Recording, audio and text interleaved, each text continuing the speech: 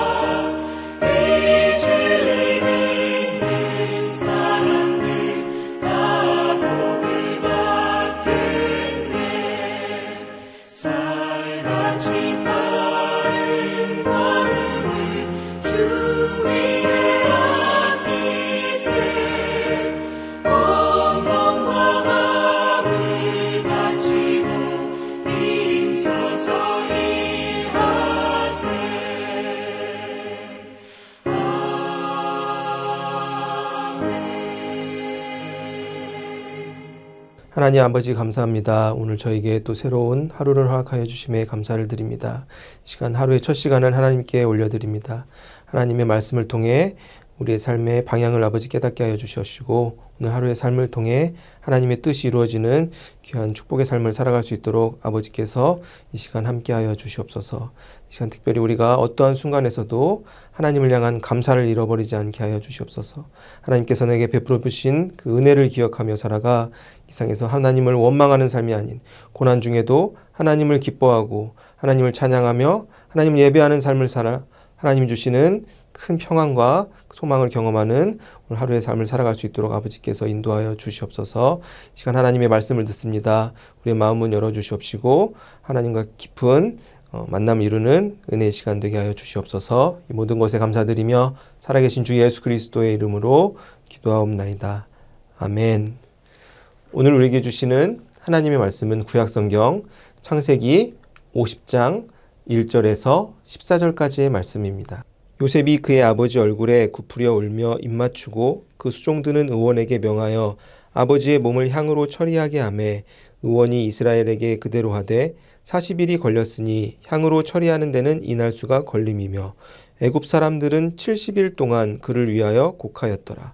곡하는 기한이 지남에 요셉이 바로의 궁에 말하여 이르되 내가 너에게 은혜를 입었으면 원하건대 바로의 귀에 아뢰기를 우리 아버지가 나로 맹세하게 하여 이르되 내가 죽거든 가나안 땅에 내가 파놓은 묘실에 나를 장사하라 하였나니 나로 올라가서 아버지를 장사하게 하소서. 내가 다시 오리이다 하라 하였더니 바로가 이르되 그가 내게 시킨 맹세대로 올라가서 내 아버지를 장사하라. 요셉이 자기 아버지를 장사하러 올라가니 바로의 모든 신하와 바로 궁의 원로들과 애굽 땅의 모든 원로와 요셉의 온 집과 그의 형제들과 그의 아버지의 집이 그와 함께 올라가고 그들의 어른 아이들과 양떼와 소떼만 고센 땅에 남겼으며 병거와 기병이 요셉을 따라 올라가니 그때가 심히 컸더라.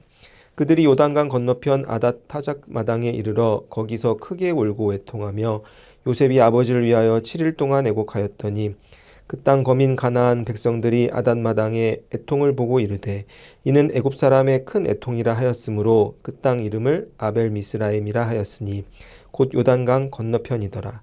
야곱의 아들들이 아버지가 그들에게 명령한 대로 그를 위해 따라 행하여 그를 가나안 땅으로 메어다가 마므레 앞 막벨라 밭 굴에 장사하였으니 이는 아브라함이 헷 족속 에브론에게 밭과 함께 사서 매장지를 삼은 곳이더라.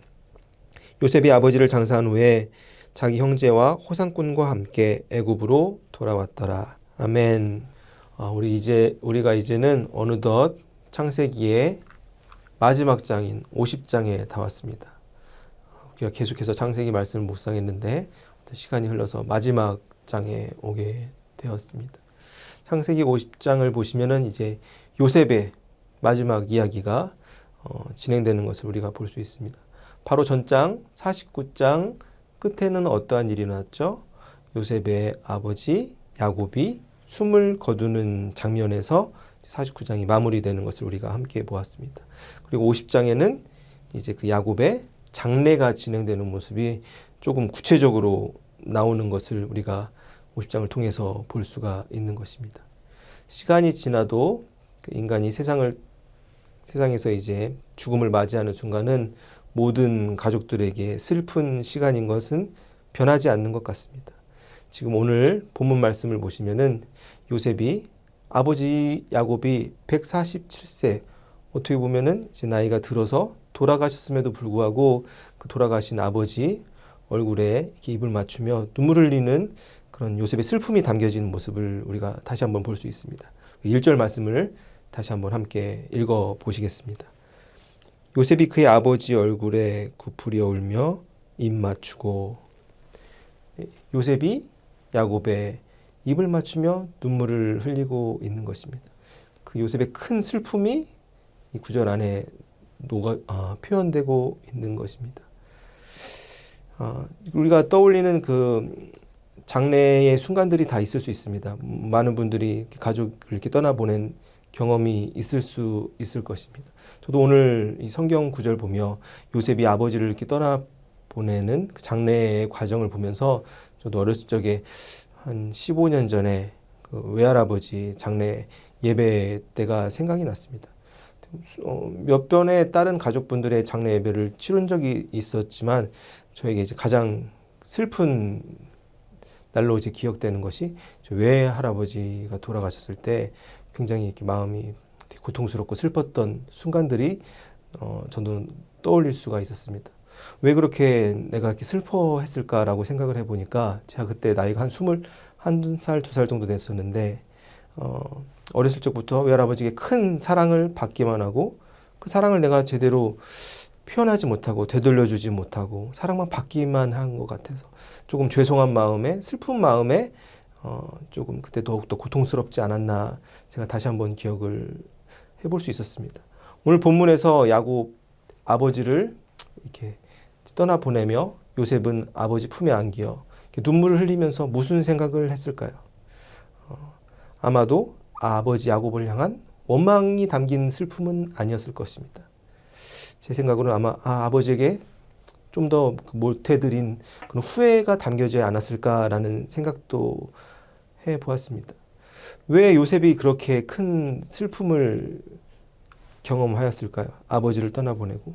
그 이유는 바로 요셉이 아버지 야곱의 큰 사랑을 받았기 때문입니다. 성경을 보시면은 야곱이 특별하게 그의 많은 자식들보다 요셉을 더욱더 사랑했다라는 구절들이 있습니다. 그래요 채색 옷을 입혔다라는 표현도 있지 않습니까?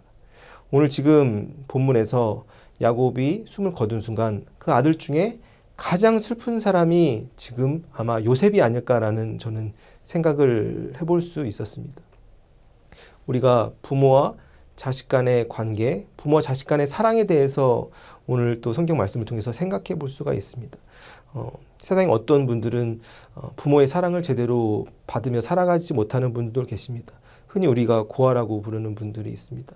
그러한 분들을 떠올리면 우리가 얼마나 안타깝습니까? 저도 자식을 키우다 보니까 이 어머니의 사랑, 아버지의 사랑보다는 어머니의 사랑이 더 큰 것 같아요.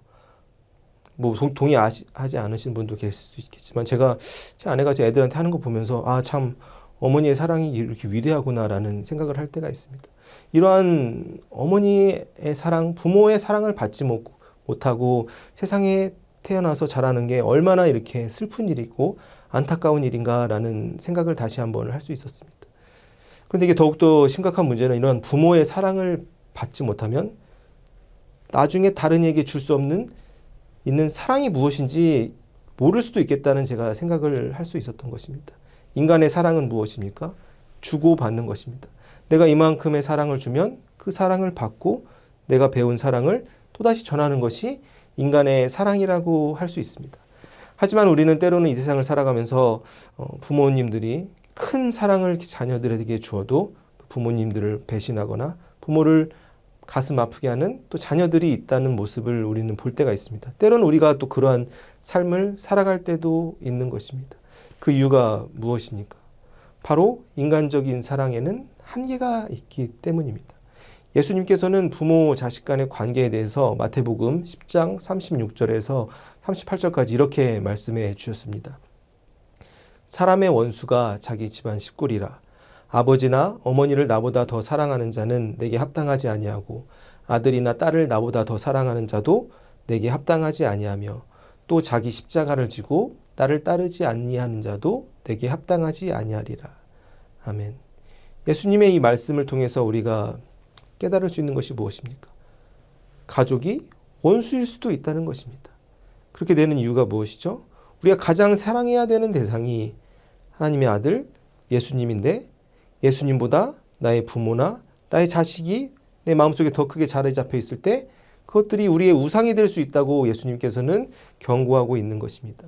예수님을 제일 사랑하고 또 우리에게 주어진 십자가를 짊어지고 사는 삶이 아닌 우리의 부모가 우리의 우상이 되고 우리의 자녀들이 우리 우상이 되면 그것이 하나님 보시기에 예수님 보시기에 합당하지 아니한 삶이 될 수 있다고 예수님께서는 경고하고 계신 것입니다.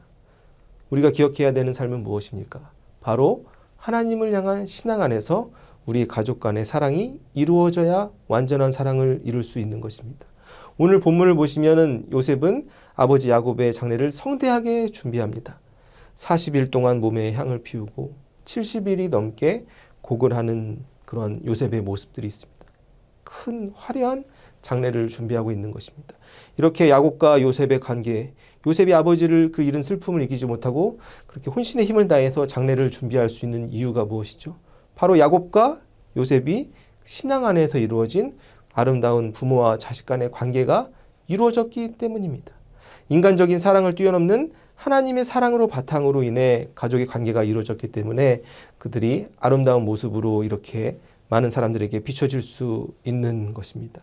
사랑하는 성도 여러분, 우리가 우리 가족 간에도 우리 자녀를 나의 부모를 제일 먼저 생각하며 사랑하는 것이 아니라 예수님을 향한 사랑을 바탕으로 우리 가족 간의 사랑을 만들어 나가 많은 이들에게 하나님의 사랑을 전파할 수 있는 귀한 은혜의 삶을 살아가시는 모든 성도님들이 되시길 주님의 이름으로 축원합니다.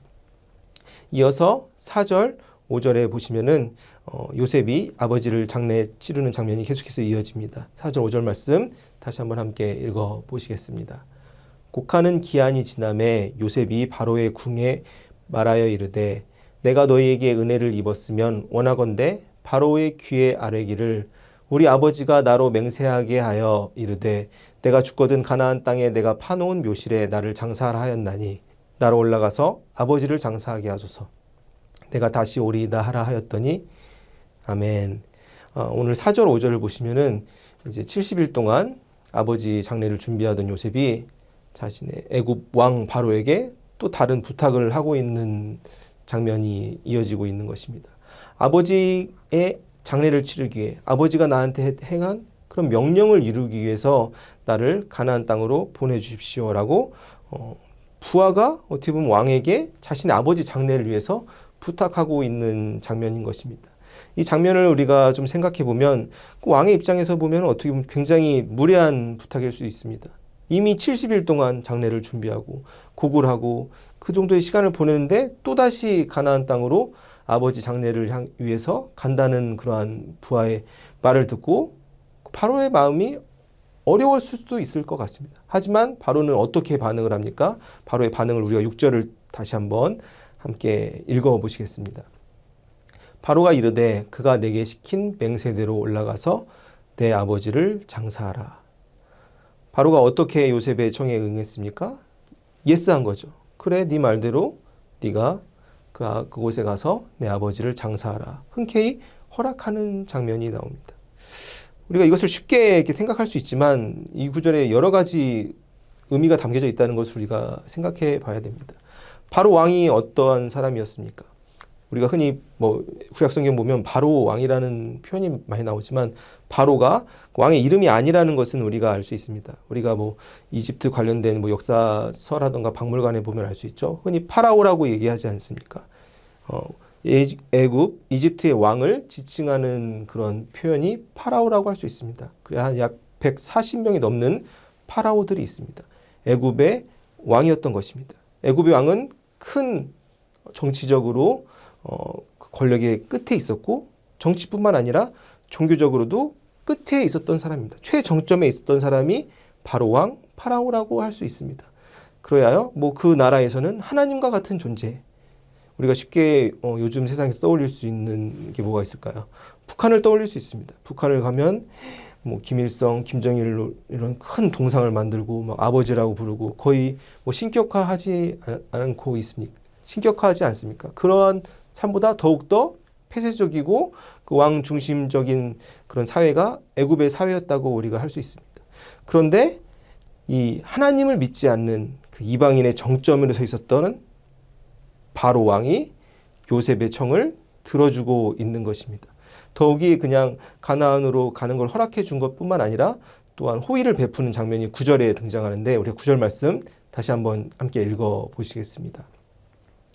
병거와 기병이 요셉을 따라 올라가니 그때가 심히 컸더라. 아멘. 바로 왕이 요셉의 편에 병거와 기병을 붙여준 것입니다. 군대를 보내준 것입니다. 야곱의 장례식을 위해서 자신의 군대를 보내주는 모습이 9절에 기록되어 있는 것입니다.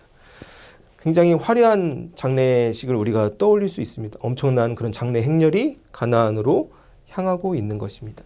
최근에도 우리가 유명한 분의 장례에 관한 소식을 우리가 매체에서 본 적이 있었습니다. 영국의 엘리자베스 2세 여왕의 장례식이 생방송으로 막 중계도 되고 TV에서 인터넷에서 계속해서 나왔던 모습을 보고 있습니다. 그때도 보니까 그 여왕의 그 관을 그 영국 해군 한 150명이 이렇게 막 끌고 가는 장면을 본 적이 있습니다.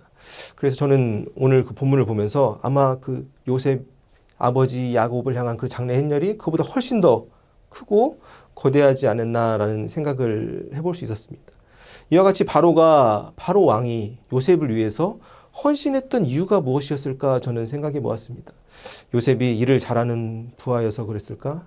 요셉을 그냥 인간적으로 좋아해서 바로가 이렇게 할 수 있었을까? 이런 생각을 해봤는데 저는 이 부분에서 하나님을 믿지 않는 바로 왕이 요셉을 통해서 하나님의 존재를 인식한 게 아닌가라는 생각을 할 수 있었던 것입니다. 요셉이 어떻게 하여 애굽의 총리에 올라갔습니까? 꿈을 해석해서 올라갔습니다. 또한 수많은 지혜를 발휘해서 나라의 어려운 위기를 구해냈기 때문에 바로 왕의 인정을 받았던 것입니다. 그런데 그러한 요셉의 모습을 보면서 바로는 어떤 생각을 했을까요? 이것은 사람의 힘으로 할 수 없는 부분이다. 인간의 지혜로 할 수 없는 부분이다. 바로 요셉이 믿는 그 하나님의 존재를 그가 인식했다고 저는 생각하게 되는 것입니다.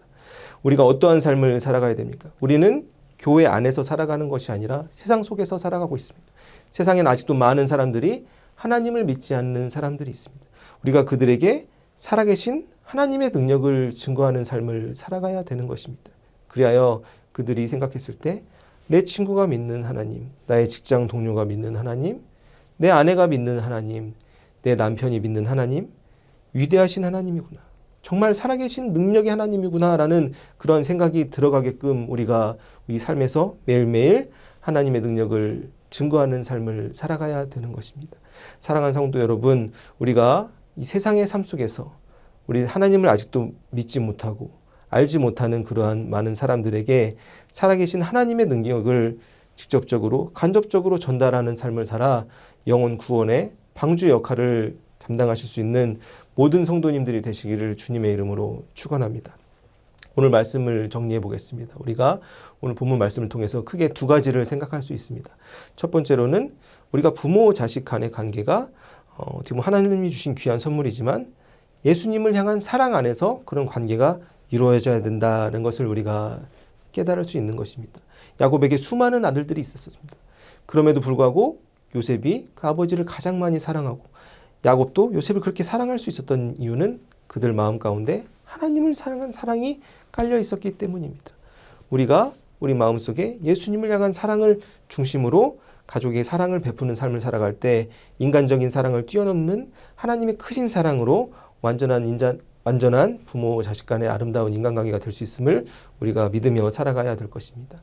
두 번째로 우리가 기억할 수 있는 것은 바로 우리가 이 세상에 살면서 믿지 않는 영혼들에게 하나님의 능력을 보여줄 수 있는 삶을 살아가야 된다는 것입니다. 오늘 바로 왕이 그 부하 요셉이 청하는 그런 장래에 혼신의 힘을 다해서 도와줬던 이유가 무엇이었습니까? 요셉을 통하여 하나님을 간접적으로 인식하였던 것입니다. 하나님을 믿는 사람이 이러한 삶을 사는구나. 나도 하나님을 믿고 싶다라는 그런 마음이 들 수 있게끔 우리 삶을 통하여 하나님을 전하는 삶을 살아갈 때 하나님께서 우리의 삶을 통하여 그들에게 어떻게 보면 영혼이 구원해질 수 있는 그런 구원의 통로의 역할을 우리가 담당하며 살아갈 수 있게 되는 것입니다. 사랑하는 성도 여러분, 오늘 하루의 시간 가운데 오늘 우리에게 주신 하나님의 말씀을 기억하며 살아가 하나님을 향한 사랑으로 아름다운 가족을 만들고 믿지 않은 영혼들에게 하나님을 전하는 귀한 삶을 살아가실 수 있는 모든 성도님들이 되시기를 주님의 이름으로 축원합니다. 하나님 아버지 감사합니다. 오늘 또 우리에게 또 말씀을 주시고 우리가 어떠한 부모 자식 간의 관계를 만들어야 되는지 말씀으로 깨닫게 하여 주시니 감사를 드립니다. 때로는 우리 마음속에 자식이 때로는 우리 어머니 아버지가 예수님보다 더 크게 자리 잡는 순간들이 있습니다. 그때마다 하나님께서 우리의 마음을 붙들어 주시옵시고 예수님을 제일 먼저 사랑하는 마음을 허락하여 주셔서 하나님을 향한 사랑을 바탕으로 우리 부모 자식 간의 아름다운 관계를 만들어 나갈 수 있도록 아버지께서 지혜와 능력과 사랑을 덧입혀 주시옵소서. 그리하여 우리가 이 땅을 살아가면서 이 세상 속에서 믿지 않는 수많은 영혼들에게 하나님의 사랑을 전하는 귀한 등대의 삶을 살아갈 수 있도록 아버지께서 오늘 하루의 삶 하나님 주님의 길로 인도하여 주시옵소서. 성령의 음성을 듣게 하여 주시옵소서. 그 음성이 들려질 때 아멘하고 순종하며 나갈 수 있는 능력을 허락하여 주시옵소서. 이 모든 것에 감사드리며 살아계신 주 예수 그리스도의 이름으로 기도하옵나이다. 아멘.